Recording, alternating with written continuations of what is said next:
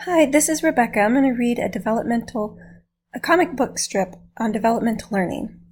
Hi, Bill. Hi, Sally. Have you ever heard of the theory of cognitive development? No, I haven't, Bill. Could you tell me a little about it?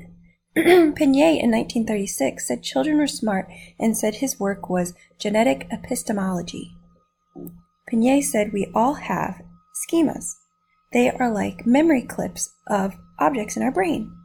I like that you know this information too, Sally.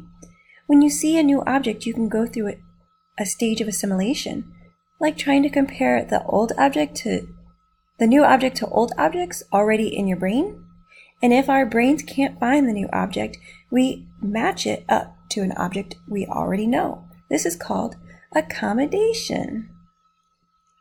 Did you also know that equilibration is a driving force for development?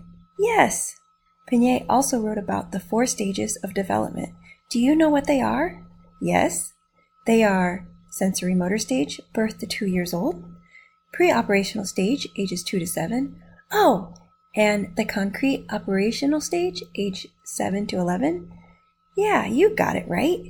And the last one was formal operational stage, age 11 to adulthood. Pinnier also said that children learn best through actively exploring. Do you know what it is called? Discovery learning.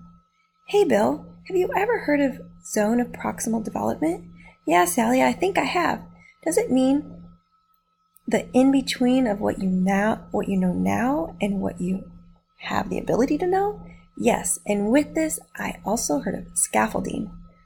I think you are the more knowledgeable other for me. Ha ha ha. Ha ha ha, you're funny, Bill. Hey, Bill, did you know what the most effective scaffolding is when you shift strategies often? Yes, that is a very effective way for people to learn. I sure do like learning like this. Do you? Me too.